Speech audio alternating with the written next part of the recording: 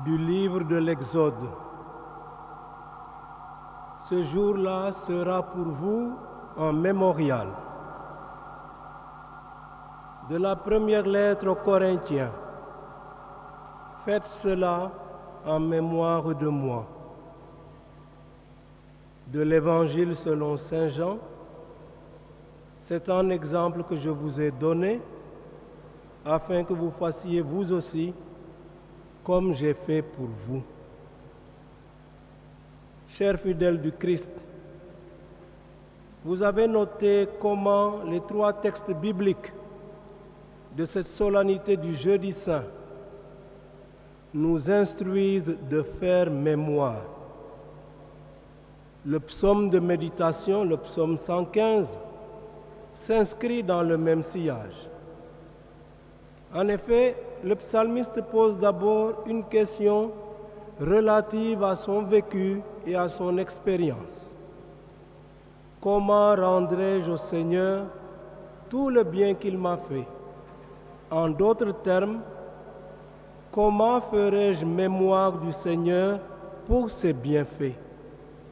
Puis il répond, j'élèverai la coupe du salut, j'invoquerai le nom du Seigneur.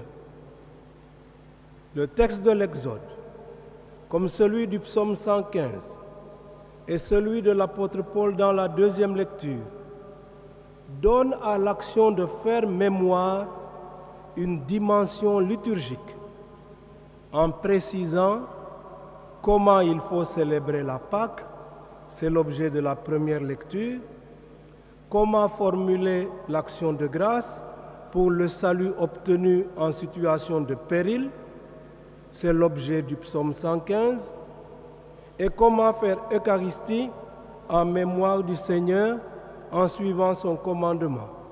C'est l'objet de la deuxième lecture.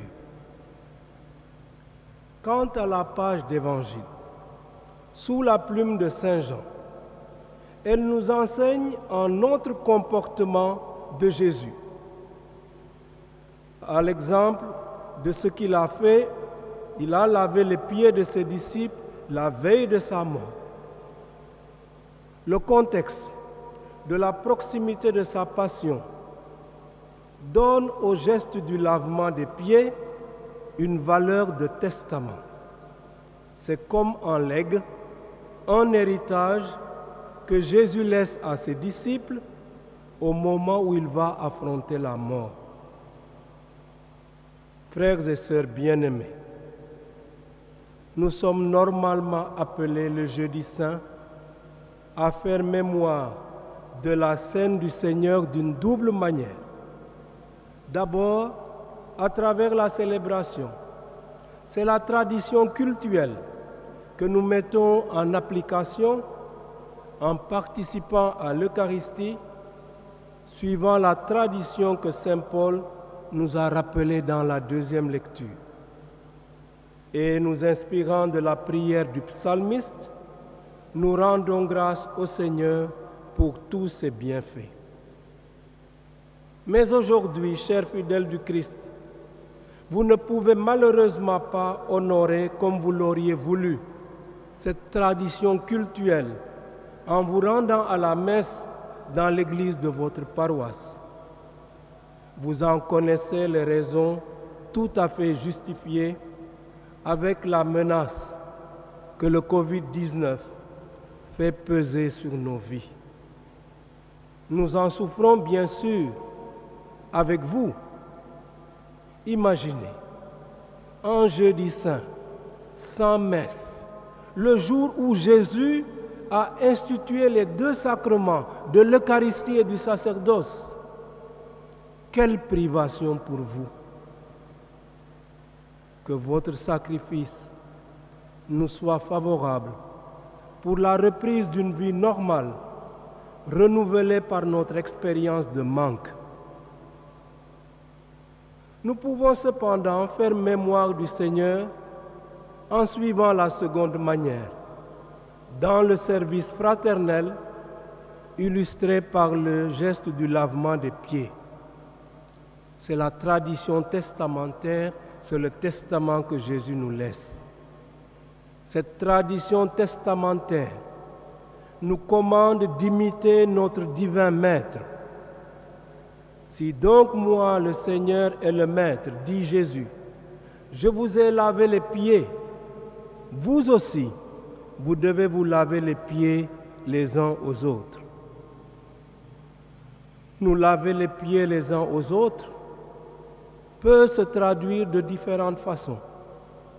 Dans la vie conjugale, familiale, communautaire, par plus d'efforts dans l'écoute, l'attention, le soutien mutuel, l'entraide, le raffermissement des liens.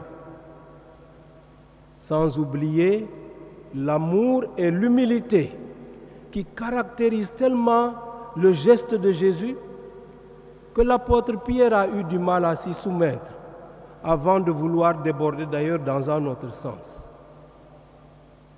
Ce que je veux faire, lui dit alors Jésus, tu ne le sais pas maintenant. Plus tard tu comprendras. Chers fidèles du Christ, Jésus ayant aimé les siens qui étaient dans le monde, les aima jusqu'au bout, jusqu'au don total de sa vie. Vous qui êtes aujourd'hui affamés et assoiffés d'Eucharistie, d'assemblée dominicale et même d'Eucharistie en semaine, vous pouvez, en ce temps d'épreuve que Dieu vous donne, faire la preuve de votre enracinement en Jésus-Christ, doux et humble de cœur. Aiguisez encore plus votre appétit pour les réalités spirituelles dans un cœur à cœur avec Jésus, dans l'écoute de la parole de Dieu, dans le partage d'évangile pour vous édifier mutuellement. Que le temps favorable, que le temps présent du moins, vous soit favorable pour grandir dans la foi et pour affermir votre témoignage chrétien. Je vous ai parlé de testament que Jésus a laissé à ses disciples en leur lavant les pieds. J'aurais tellement voulu, en mémoire de son geste inouï, laver aujourd'hui les pieds de quelques fidèles chrétiens, comme nous avons coutume de le faire, suivant la liturgie du Jeudi Saint. Mais le Covid-19 est passé par là. Il nous impose des normes de protection qui ont été validées d'ailleurs par la congrégation romaine pour le culte divin.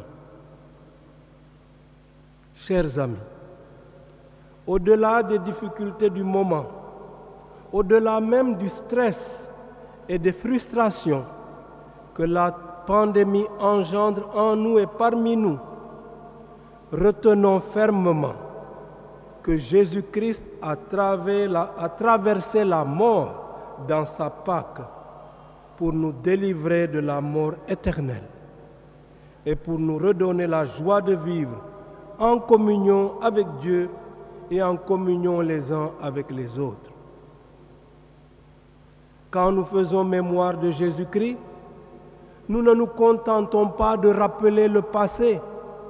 Ce n'est pas de la simple répétition mécanique monotone. Faire mémoire de Jésus-Christ, c'est reconnaître que l'Écriture trouve son accomplissement en sa personne, suivant sa propre déclaration à la synagogue de Nazareth et que nous avons écouté ici mardi dernier en célébrant la messe chrismale. Faire mémoire de Jésus-Christ, c'est vivre dans le présent le don qu'il fait aujourd'hui à son Église par sa mort et sa résurrection. Reprenant à son compte une profession de foi en usage dans les communautés chrétiennes de son temps, l'apôtre Paul rappelle à son collaborateur Timothée ceci: « Souviens-toi de Jésus-Christ, ressuscité d'entre les morts, issu de la race de David. » Et il ajoute « selon l'évangile que j'annonce ». Faire mémoire de Jésus-Christ, c'est transmettre fidèlement la tradition qui vient de lui, comme l'atteste encore l'apôtre dans la deuxième lecture de cette solennité à propos de l'institution de l'Eucharistie. Moi, Paul, écrit-il, j'ai moi-même reçu ce qui vient du Seigneur et que je vous ai transmis. Faire mémoire de Jésus-Christ, c'est remonter jusqu'à la source originaire de celui qui nous a aimés jusqu'au bout, c'est-à-dire d'un amour qui ne connaît pas de mesure. Faire mémoire pour prêter également attention au contexte même de l'institution de l'Eucharistie. C'était la nuit où il était livré. La nuit où il était livré. Ces paroles de l'apôtre Paul, écrivait le pape Saint Jean-Paul II, nous ramènent aux circonstances dramatiques dans lesquelles est née l'Eucharistie, qui est marquée de manière indélébile par l'événement de la passion et de la mort du Seigneur. Elle n'en constitue pas seulement l'évocation, mais encore la représentation sacramentelle. C'est le sacrifice de la croix qui se perpétue au long des siècles. Telle est précisément la conclusion du récit de l'institution de l'Eucharistie. Ainsi donc, chaque fois que vous mangez ce pain et que vous buvez cette coupe, vous proclamez la mort du Seigneur jusqu'à ce qu'il vienne. L'anamnèse ou mémorial que nous proclamons après la consécration s'inspire précisément de cette conclusion. Oui, il est grand le mystère de la foi. Au cours de la Sainte Seine, et à 2 reprises, Jésus donne à ses disciples ce commandement. Faites cela en mémoire de moi, établissant ainsi un lien étroit entre Eucharistie et sacerdoce. Alors, chers fidèles du Christ, je veux vous assurer du lien spirituel très fort qui vous unit spécialement aujourd'hui à vos prêtres et à votre évêque, où que vous soyez. Votre évêque, vos prêtres, célèbrent cette Eucharistie en communion avec vous et pour vous. Et ils font monter par leur intercession votre prière vers le Seigneur. Quant à vous, comme nous l'avons rappelé au cours de la célébration de la messe chrismale, priez ardemment pour vos prêtres et pour votre évêque. Vous savez bien que dans la situation présente, ils expérimentent une sorte de désert pastoral, étant comme des bergers qui ne peuvent plus accéder à leurs ouailles comme ils le voudraient.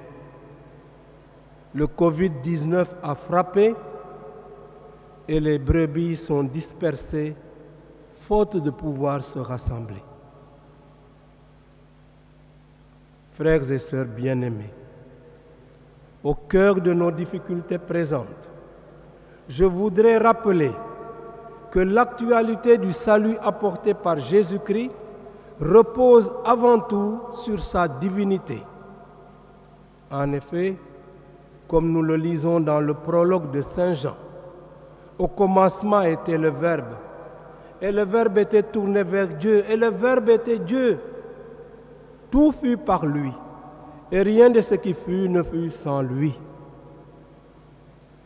Au commencement, s'entend bien sûr d'une réalité qui nous dépasse. Comment en effet parler du mystère de Dieu en langage humain? Car comme dit encore le prologue, personne n'a jamais vu Dieu, mais le Fils unique, qui est dans le sein du Père, c'est lui qui nous l'a dévoilé. Auteur de la création dans sa complexité, maître du temps et de l'histoire, le Verbe entre dans le cours du temps pour s'incarner dans la vie des hommes à la plénitude des temps, comme dit saint Paul dans la lettre aux Galates. Et le Verbe s'est fait chair et il a habité parmi nous, proclame le prologue. Au début de son ministère public, Jésus lui-même proclame: le temps est accompli et le règne de Dieu s'est approché. Convertissez-vous et croyez à l'Évangile. Convertissez-vous et croyez à l'Évangile. Voilà des paroles que nous avons accueillies au début de ce carême qui touche bientôt à sa fin. Puisse-t-il, ce carême, emporter avec lui tous nos maux et nous obtenir de Dieu du miséricorde et de paix, d'abondantes bénédictions. Que l'Eucharistie du Seigneur Jésus soit bientôt à nouveau accessible à vous tous et que la passion du Christ Jésus, sa mort et sa résurrection renouvellent vos vies et suscitent notre action de grâce au Dieu de la vie, Père, Fils et Saint-Esprit, pour les siècles des siècles. Amen.